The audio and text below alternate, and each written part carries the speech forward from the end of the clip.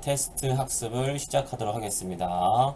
자, 어휘부터 보도록 하죠. 고전시가 어입니다. 자, 뭐뭐 할제 고전식에서 굉장히 많이 나오는 표현인데요. 뭐뭐 할제 하면은 뭐뭐 할 때 이런 뜻입니다. 예문을 보면 이 몸 삼기실제 님을 쫓아 삼기시니 라는 표현인데 이 몸 삼기실 때 님을 쫓아 삼기시니 이런 뜻이 되겠고요. 참고로 앞에 삼기실이라는 표현은 삼기다라는 표현인데 삼기다가 생기다 생기게 하다 만들다 만들어지다 이런 뜻입니다. 그러니까 이 몸이 만들어질 때에 님을 쫓아 만들어지니 이 뜻이고요. 이건 이제 정철의 3인곡에서 나오는 표현인데 내가 태어날 때 님과 함께 만들어졌으니 우리는 한 세트고 그래서 천생연분의 관계다 뭐 이런 것들을 얘기하기 위한 표현입니다. 자, 다음 어휘는 카니와 이런 어휘인데요. 물론이거니와 이렇게 해석하시면 되고요. 각시님 다리야 카니와 구준비나 대소서 각시님 다른 물론이거니와 구준비나 대소서 이런 뜻입니다. 이게 정철의 송민곡인데 여기 시에서 보시면 이제 화자 A가 화자 B에게 달 말고 구준비가 되는 게 더 좋다라는 그러한 맥락에서 이제 한 얘기고요. 자, 다음은 뭐뭐하, 뭐뭐곰 요 두 가지 표현인데요. 뭐뭐하는 혹격조사입니다. 혹격조사라는 건 이제 누군가를 부를 때 뒤에 붙여서 사용하는 조사인데 예를 들어서 이제 철수야 했을 때 야나 하늘이 시어 했을 때 이시어 이런 것들이 이제 혹격조사라고 할 수 있겠죠. 그래서 고전 시가에는 혹격조사로 하라는 표현이 쓰였습니다. 그리고 곰이라는 표현은 강세접사라고 해서 우리가 강조의 표현이라고 생각하시면 되고 해석하실 때 뭐 매우 정말 이렇게 표현하거나 그 곰이 붙어 있는 단어를 두 번 반복하거나 이렇게 해석하면 자연스럽습니다. 그래서 주어진 예문을 보면 달아 높이 곰 돋아서 그럼 달림이시여 높이 높이 돋아서 뭐 매우 높이 정말 높이 돋아서 어기야 어기야는 그냥 감탄사고요. 머리곰 빛이 오시라 그럼 멀리 멀리 아주 멀리 비춰 주십시오 이런 표현이 되겠습니다. 자, 다음 표현은 뭐뭐 하고자 자 뭐뭐 고저는 뭐뭐 하고자 뭐 이런 표현이 되겠고요. 예문을 보면 차라리 한강의 몽멱에 다히고자 라고 했는데 차라리 한강의 몽멱이라는 건 남산을 가리킵니다. 그래서 우리가 이제 북한산은 삼각산이고 남산은 몽멱이라고 예전에 고전시가에서 이렇게 나왔어요. 그래서 차라리 한강의 남산에 닿고자 한다 이런 표현이 되겠죠. 그래서 정철이 이제 관동지방에 가서 한양에 있는 임금을 생각하면서 사용한 표현인데 한강에 이제 남산 그 앞에 이제 임금 있는 궁궐이 있고 그래서 임금을 떠올리면서 사용한 표현입니다.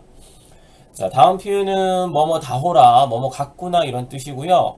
예문을 보시면 6월 보름에 아우 별의 발연빛 다호라 라는 표현인데 6월 보름에 아우 감탄사 별해는 벼랑에 발연 버린 빛 답구나 그래서 자신의 처지가 마치 이 절벽에 벼랑에 버려진 빛 같다라는 표현으로 사용된 표현입니다. 그 다음 표현은 이제 어와 어사와 어즈버, 어집어 여러 가지 이제 형태로 나와 있는데 모두 감탄사입니다. 감탄사고요. 자, 특히 이제 뭐 보시라고 저는 적어 놓은 거냐 하면 어즈버나 어집어를 잘 보셔야 됩니다. 이게 고전 시가에서 꽤나 자주 나오는 표현인데 이제 오늘날에는 아예 안 쓰는 표현이라서 여러분들이 기억을 하셔야 되겠고 그냥 감탄사니까 아아 정도로 해석하시면 됩니다. 그래서 어와 내일이야 가연이도 되었구나 그러면 아 내일이야 가련하게 되었구나 이런 뜻이고요. 자, 두 번째 예문은 구복이 위로하야 구복이라는 건 입과 배죠. 그러니까 먹고 사는 걸 얘기하는 거고요. 위로하다는 거는 루가 누추하다 할 때 그 루입니다. 그래서 먹고 사는 것이 누추하다. 그러니까 이제 본인이 먹고 사는 것이 굉장히 힘들어서 어즈버 잊었도다. 이게 이제 박인노의 누앙사인데 본인이 강호 한정을 하려고 생각했는데 먹고 사는 게 힘들어서 강호 한정을 잠시 잊고 있었다 이런 표현에서 나오는 부분이고요. 집어라고 나올 때도 있고 즈버라고 나올 때도 있으니까 반드시 기억하도록 합니다. 다음 어휘는 이제 가, 살, 가알 이런 식으로 나오는데요. 이제 가을을 가리키고요. 예문 봅시다. 어느 가살 이른 바람에 어느 가을 이른 바람에 이런 뜻이 되겠죠. 자, 두 번째 예문은 수국에 수국 물 나라니까 이게 이제 어촌을 얘기하는 거예요. 어촌에 가을이 드니 고기마다 살쪄 있다. 그래서 가을에 이제 고기들이 겨울을 나기 위해서 먹이를 많이 먹고 잔뜩 살쪄 있는 그런 상태고, 가을의 풍요로운 자연의 모습을 나타내기 위한 표현입니다. 자, 하나 안 했네요. 자, 나리. 나리는 시내를 가리킵니다. 그래서 날인물 하면 이제 시내물이 되겠는데요. 예문에 보면 새파란 나리여해 기랑의 지시 이슈라 그랬습니다. 새파란 냇물가에 기랑은 기파랑. 자, 기파랑이라는 화랑의 이름입니다. 기파랑. 기랑이 즈은 즈에다가 밑에 이제 반침, 세모 모양 저기 반침이죠. 그래서 즈에다가 반침이 붙어 있는 즈이라는 것이 모습이라는 뜻입니다. 그런데 이제 연철을 해서 반침이 뒤로 넘어가 있는 상태고, 기파랑의 모습이 있어라 이런 표현이 되겠습니다. 자, 소반은 밥상이에요. 그래서 네 다리 소반 위에 네 다리 밥상 위에 멀건죽 한 그릇 이런 뜻이고요. 소반이 이제 밥상을 가리키는 좀 작은 밥상이 되겠죠. 그리고 이 소반이라는 표현이 고전시가에서는 곧잘 나오기도 하고, 소반이라고 하지 않고 그냥 반이라고 나올 때도 있어요. 전부 다 밥상을 가리키니까 밥상이라고 기억을 해 주시면 되겠습니다. 자, 그 다음에 이제 요번 주 표현 방법을 좀 하도록 합시다. 자, 과장법. 과장법은 우리 다 아실 텐데, 본래보다 크거나 본래보다 작게 이렇게 과장해서 표현하는 것이 되겠고요. 예문에 보면 천길 만길 낭떠러지, 이건 이제 본래보다 더 크게 과장을 한 거겠죠. 근데 산더미 같은 파도 이러면은 이것도 본래보다 이제 크게 과장을 한 거고, 뭐 친구 집에 갔더니 밥을 코딱지만큼밖에 안 줬어 막 이러면 원래보다 더 작게 표현했다라고 볼 수 있겠죠. 자, 반복법, 같거나 비슷한 단어, 구, 절, 문장 등을 되풀이하는 표현 방법. 자, 예문 봅시다.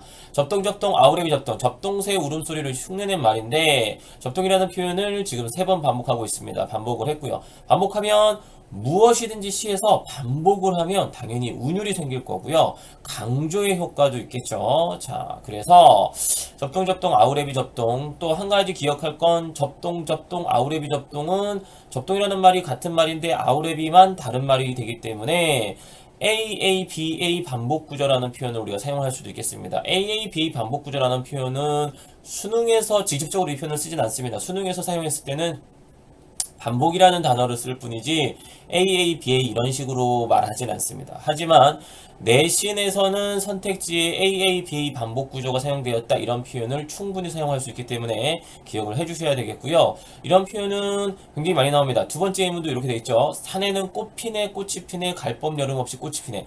자, 꽃이 피네를 앞에서 2번 반복했고 중간에 갈 법 여름 없이가 나와 있고 다시 꽃이 피네 했기 때문에 얘도 반복법이라고 할 수 있겠고 얘도 AABA 반복법이라고 할 수 있겠습니다.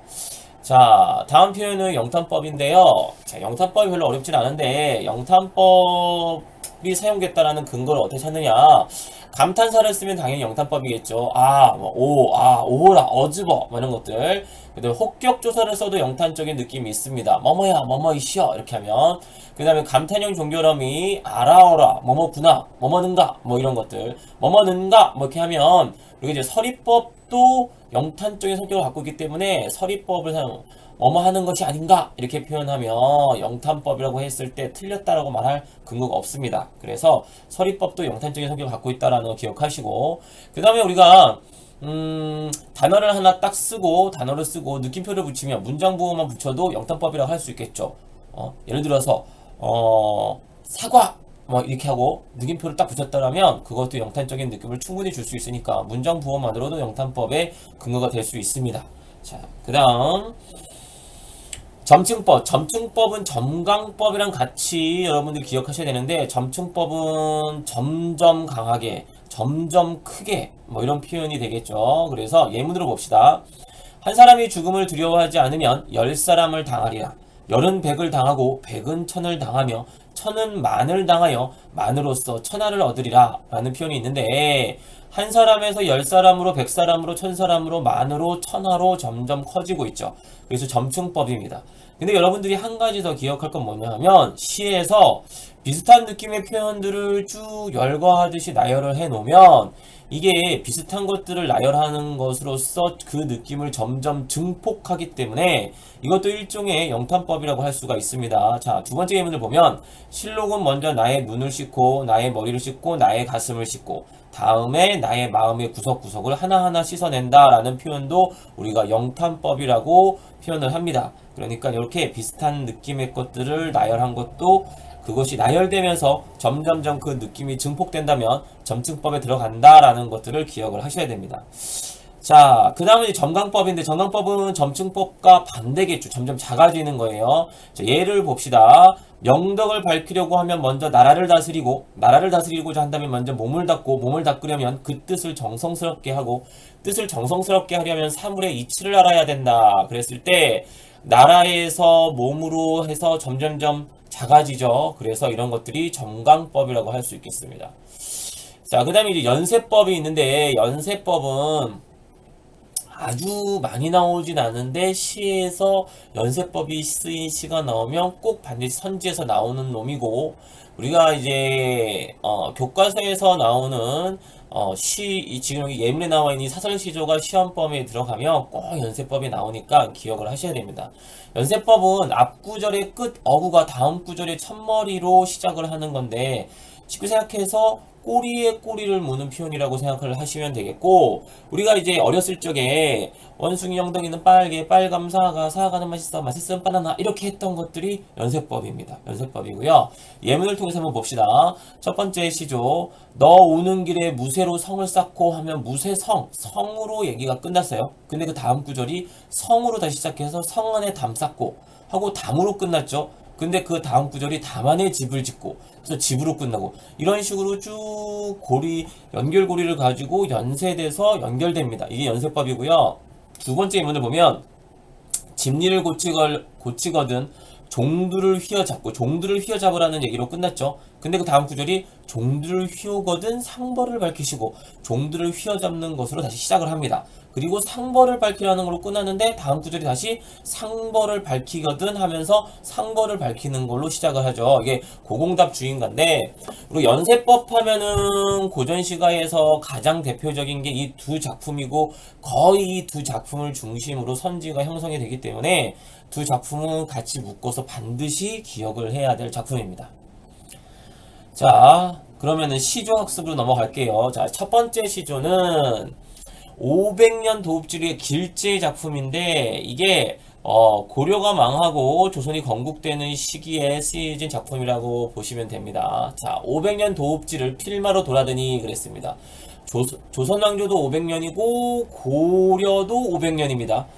신라가 1000년이고요. 그래서 여기 500년은 고려의 500년을 가리키는 것이고요. 500년 도읍지를, 고려의 도읍지를 필마는 다른 고전시가에서도 곧잘 나오니까 기억을 하세요.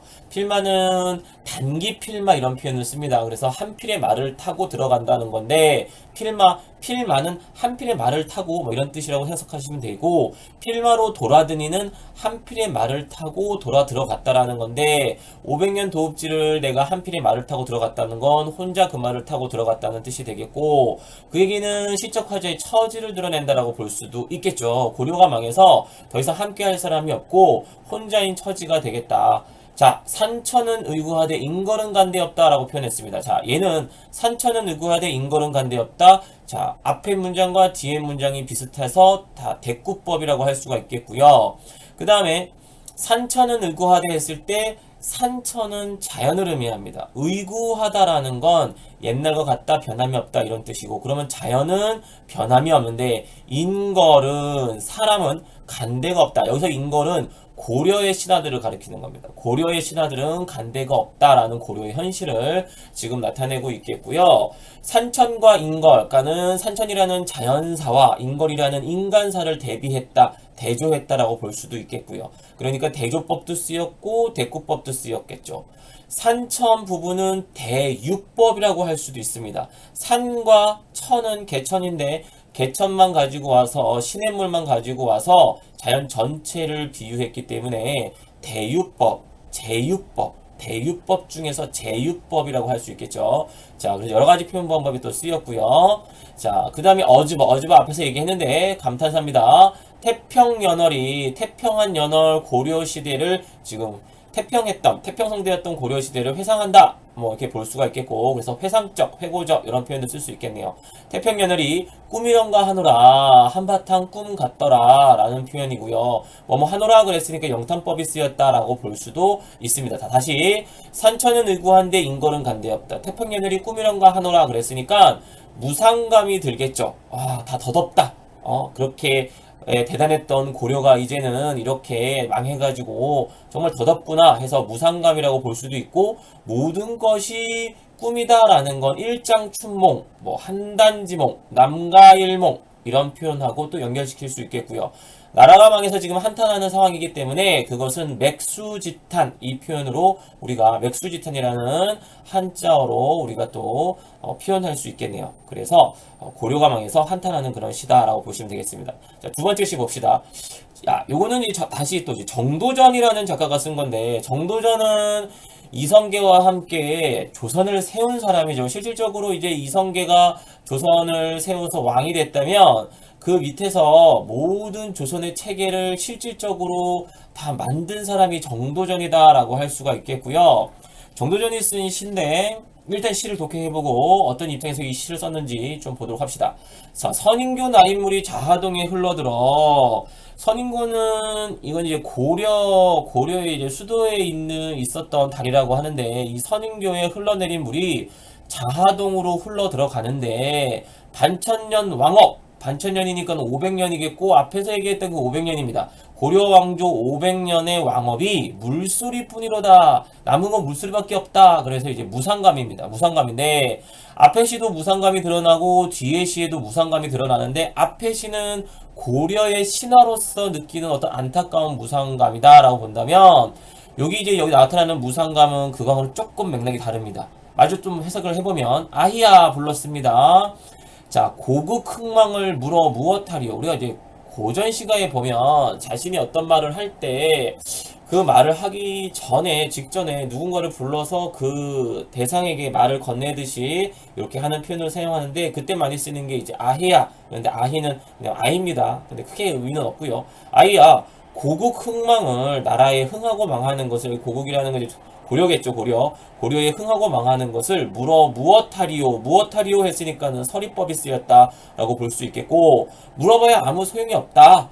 뭐 이런 표현이 되겠죠. 그러니까 여기서 무상감을 드러내고 있는데, 고려가 이제 망해서 더 이상 뭐 얘기해봐야 의미가 없다라는 뜻인데, 그것을 통해서 은근히 조선이 이미 세워졌고 하니 시세를 따를 것을 권유하고 있다라고 보시면 되겠습니다. 그러니까 무상감을 통해서 조선이 세워진 걸 인정해라, 받아들여라, 현실을 수용할 것을 주장하는 표현이다, 권유하는 표현이다 라고 보시면 되겠습니다. 다음 시조를 봅시다. 다음 시조는 성산문의 시조인데요. 자, 요 시조하고 이 다음 우리 할 시조 두 가지가 성산문의 시조인데, 성산문은 우리 단종과 관계된 사람이죠. 수양대군이 단종을 폐위하고 결국엔 죽이고, 그래서 그 왕권을 찬탈했는데, 그때 이제 단종의 복귀를 끝까지 노력을 하다가, 복귀를 시도하다가 결국에 수양대군한테 죽었던 사람이 성산문이고요. 그게 이제 굉장히 충신이죠. 충신의 입장에서 쓴 시조다라고 보시면 되겠습니다. 자, 시를 봅시다. 이 몸이 죽어가서 무엇이 될꼬 하니, 내가 죽어서 무엇이 될꼬 하니, 복내산 제일봉이, 복내산은 이제 전설에 나오는 신선들이 산다라는 산이고요. 제일봉, 거기 가장 높은 봉우리에 낙낙장송대야 있어. 자, 여러분들, 자, 여기서 낙낙장송에서 송 한자 잘 봐주시고, 소나무고요. 소나무는 여러분들이 잘 알고 있는 것처럼 고전 시가에서 지조와 절개, 충의 상징입니다. 고고한 충의 상징이기 때문에 이 송이라는 한자를 잘 봐주시고요. 낙낙장송은 낙낙이 떨어질 낙자인데, 이게 뭐냐면 소나무가 너무 커서 가지를 축축 늘어뜨리고 있다라는 표현이겠고, 장은 길 장자죠. 그래서 굉장히 큰 소나무를 가리키는 겁니다. 그래서 낙낙장송이 되어 있어. 낙낙장송은 누굽니까? 시적 화자 자신, 성산문 자신이 되겠죠. 소나무가 되어서 자신을 상징합니다. 그러면 상징법이 쓰였다라고 볼 수도 있겠네요. 자, 백설이 만곤곤 할 때, 백설이 하얀 눈이 온 세상을, 만건곤, 건곤이라는 건 하늘과 땅이라는 뜻인데 하늘과 땅 만자가 붙었기 때문에 만건곤하면 온 세상에, 자 건곤은 하늘과 땅이라는 뜻인데 건곤 자체만으로 온 세상이라고 해석할 수 있습니다. 자 그리고 건곤 외에도 고전시가에서 온 세상을 나타낼 때 사용하는 표현이 뭐가 있냐, 사해라는 표현, 동서남북 바다 사해라는 표현을 쓸 수도 있고요, 육합이라는 표현을 쓸 수도 있고요, 팔황이라는 표현을 쓸 수도 있습니다. 그래서 이런 표현들이 전부 다 온 세상을 가리키는 표현이니까 반드시 기억할 수 있도록 하고요. 자, 정리하자면 백설이 만건곤 할 때는 백설이 온 세상을 덮을 때에 독야청청하리라. 독은 이제 우리가 혼자란 뜻이죠. 그래서 청청, 푸를 청자인데 혼자 푸르고 풀이라 라는 건 뭐냐 하면 소나무가 겨울에 흰눈이 내렸을 때도 이제 혼자 푸르죠. 다른 나무들이 다 나뭇잎 떨어졌을 때. 그래서 본인이 그렇게 온 세상이 하얄 때 혼자서 푸른색으로 풀이라 라는 건데, 그렇게 본다면 백설은 낙낙장송 독야청청과는 대비된다라고 볼 수가 있겠고, 흰색이 나왔고 푸른색이 나왔으니 색채 대비라고 볼 수 있습니다. 색채 대비고요. 그렇다면 백설은 본인 낙낙장송하고는 대조적인 대립적인 대상이기 때문에 백설은 결국에 얘는 수양대군이나 수양대군의 일파를 가리킨다라고 볼 수가 있겠죠. 그래서 수양대군의 세력이 온 세상을 덮을 때에 그때에도 자기는 혼자 충성을 다하리라, 이런 어떤 다짐이다, 의지적 태도가 드러난다 라고 볼 수 있겠습니다. 다음 작품 봅시다.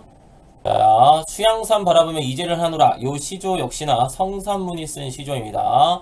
자, 여기서 이제 이제가 중요한 인물인데, 이제는 어떤 인물이냐, 본인이 몸담고 있었던 나라인 주나라 무왕이 주인의 나라인 은나라 주왕을 치고 그 땅을 차지하고 자신이 이제 왕이 되자 그 자신의 왕이었던 주나라 무왕에게 본인이 주인의 나라를 치는 것은 이거는 신하의 나라로서 할 짓이 못 된다 라고 하면서 내가 당신의 땅에서 난 곡식은 먹지 않겠다, 그건 옳지 못한 행동이었기 때문에 당신의 땅에서 난 곡식은 먹지 않겠다 하면서 수양산으로 들어가서 고사리를 캐먹다가 굶어 죽은 인물이 이제 백이와 숙제라는 두 인물인데, 그래서 합쳐서 이제라고 합니다. 이제라고 하는데, 이제 성산문은 그 사람들을 가지고 와서 이야기를 하는 거죠. 그러니 우리가 이 시조를 볼 때 고사를 인용하여 주제의식을 드러내고 있다, 뭐 이런 표현이 가능하겠죠. 고사를 인용하고 있습니다.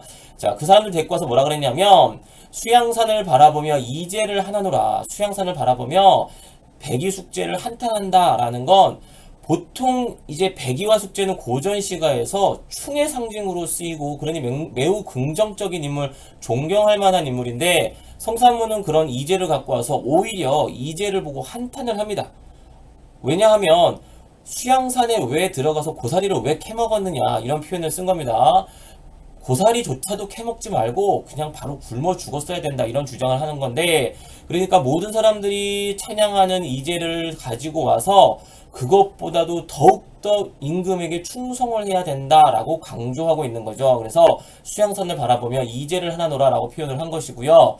이때 이제 수양산은 백이 숙제가 들어가서 굶어 죽은 중국에 있는 수양산을 나타내기도 하고, 공교롭게도 수양대군하고 발음이 똑같기 때문에 수양대군을 가리키기도 합니다. 그렇기 때문에 수양산은 두 가지로 해석될 수가 있고, 그래서 표현 방법이 중의법이 사용됐다라고 볼 수가 있겠죠. 자, 두 번째 줄을 보면, 중정을 보면, 줄여 죽을진들, 굶어 죽을진들, 채미도 하는 것인가. 이 채미가 뭐냐 하면, 이제 산에 가서 나무 같은 것들을 채집하는 건데, 고사리 캐먹은 걸 얘기하는 거죠. 백이 숙제가. 그것을 하는 것인가 라고 해서 서리법이라고 볼 수 있겠죠. 자, 비록 푸색 거신들, 비록 이게 풋나무 같은 것이지만 네 땅에 났다니, 그것이 누구의 땅에서 났느냐, 본인들이 거부했던 주나라 무왕의 땅에서 난 것이 아니냐, 그러니 그것도 먹지 말았어야 된다 라고 표현하는 거죠. 그래서 중장과 종장이 둘 다 하는 것과 났다니, 그래서 서리법이 쓰였다고 볼 수가 있겠고, 여기서 이제 채미하는 것도 역시나 뭐냐 하면 이제 백이 숙제가 고사리 캐먹은 거를 표현했다고 볼 수도 있고, 자, 수양대군 밑에 붙어서 수양대군의 녹을 받는 행위, 수양대군에게 아부하고 뭐 이런 행위를 가리킨다라고 볼 수도 있겠죠. 그리고 푸색것, 비록 푸세껏이라고 표현했을 때 이것도 수양대군이 주는 녹에 해당하겠고, 네 땅에 났다니 해서 네가 주나라 무왕을 의미할 수도 있고 수양대군을 의미할 수도 있겠죠. 그래서 뭐 수양산이나 챔이나 푸세껏이나 뉘나 이런 것들이 전부 다 중의적인 의미로 쓰였다라고 볼 수가 있습니다. 자, 이건 이제 송순이 쓴 시조입니다. 송순이 쓴 시조인데 이게 상황이 있습니다. 어떤 상황이냐 하면 예전에 이제 명종이 늦은 시간까지 홍문관에서 근무하고 있는 신하들에게 화분을 하나 보냈습니다. 화분에 이제 국화를 담아가지고 보냈는데 그때 홍문관에서 근무를 하고 있던 송순이 임금의 뜻을 알아차리고 이 시조를 지어서 임금께 바치고 임금이 매우 기뻐하면서 송순에게 상을 내렸다고 하는 시조입니다. 이제 춤과 관련된 시조입니다. 한번 시를 봅시다.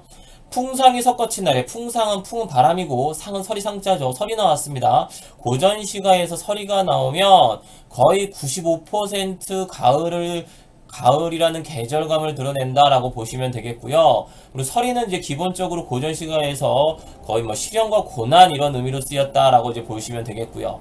풍상이 섞어친 날에 그러면 시련 고난을 상징한다라고 보시면 되겠습니다. 친날에 갓 피운 황국화니까 이제 노란 국화를 얘기하겠죠. 자, 국화 역시나 가을에 피고요. 설이나 국화가 나오면 계절감을 드러내는 시어를 사용했다. 가을의 계절감을 드러낸다. 이것이 가능해지고요.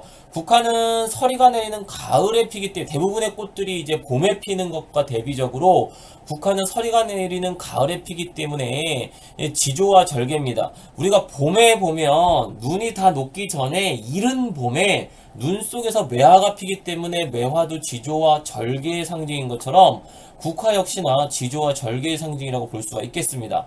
자, 그러면 서리상이 이게 시련과 고난을 상징한다 볼 수 있겠고, 국화가 지조, 절개 이런 것들을 상징한다고 볼 수 있으니까 상징법이 사용되었다라고 말할 수도 있겠네요. 자, 그래서 그 황국화를 그리고 그 다음에 이제 풍상과 황국화는 서로 대립적 시조다라고 대립적 시어다라고 할 수 있겠고, 그래서 황국화를 금분에 가득 담아, 금분이면 이제 화분이 되겠죠. 금 화분에 가득 담아서 옥당에 보내오니, 옥당이라는 건 홍문관을 나타내는 표현입니다. 홍문관에 보내오니 도리야 불렀습니다.